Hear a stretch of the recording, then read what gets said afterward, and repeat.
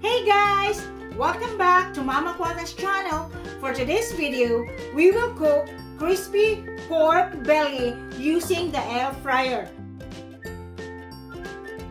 But before anything else, please don't forget to like and subscribe to Mama Quatang's channel and click the notification bell so you won't miss any of my videos. So, are you excited? Let's go!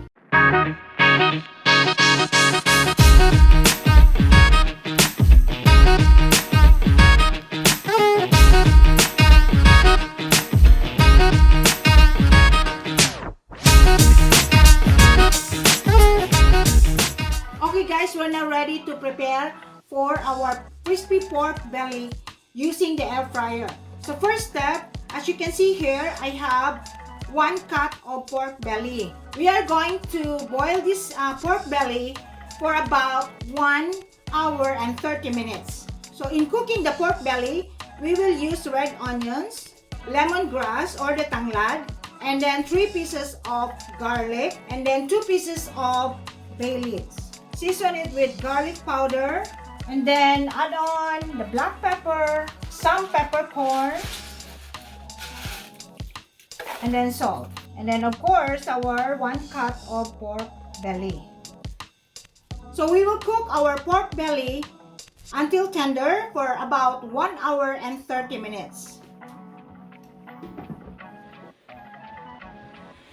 Okay guys, after 1 hour of cooking the pork belly, it's ready now and done, and it's tender.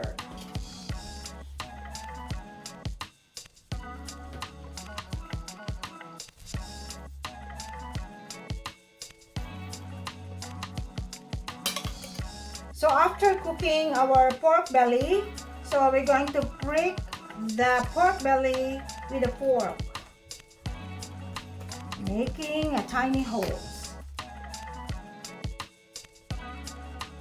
Okay, next we're going to remove the hair of the pork belly. So next we will put salt,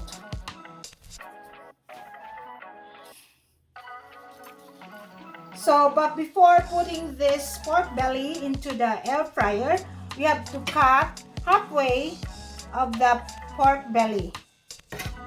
First,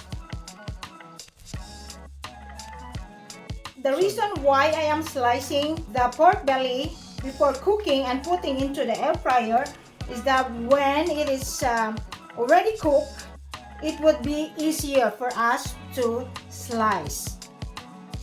So we're now ready cooking our pork belly using the air fryer.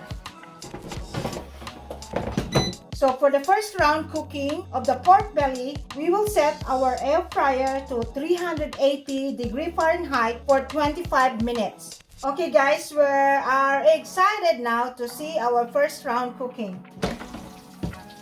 Okay, for this time, we are going to rest for about 5 to 10 minutes. And then we'll do our second round cooking of the crispy pork belly. After 5 minutes of resting the pork belly, we will resume and continue to cook the crispy pork belly.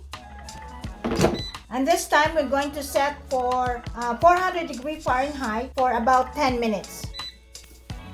Okay, after the second round cooking of our crispy pork belly, ta-da! Oh wow!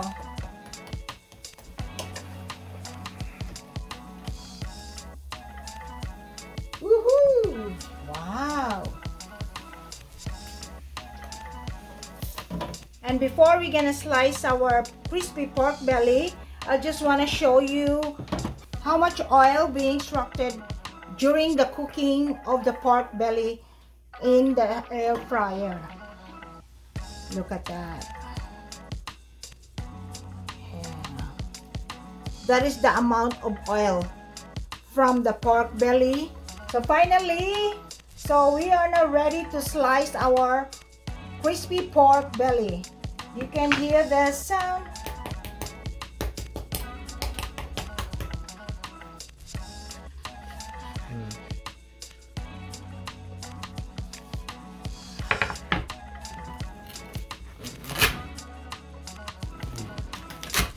crunchy, crackling, crispy pork belly.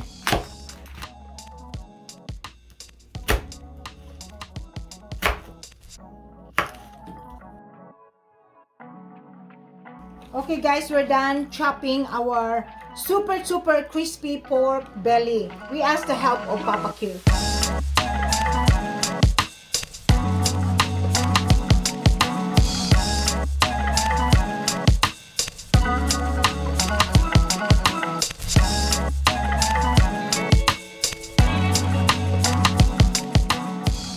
Okay guys, we're done with our super crispy pork belly. Yay! Again guys, this is all the oil that being extracted during cooking of the crispy pork belly using the air fryer. Look at that, how much oil. Okay guys, tasting time!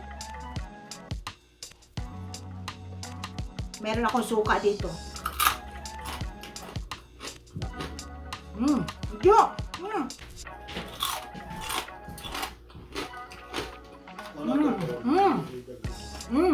Did you hear the sound? Crunchy, crackling, super crispy pork belly. So I hope you enjoy watching this video guys and learn something and wanna try this for your family. Okay, that's all for this video guys. Please don't forget to like, share, comment below and subscribe to Mama Quatang's channel. Bye for now.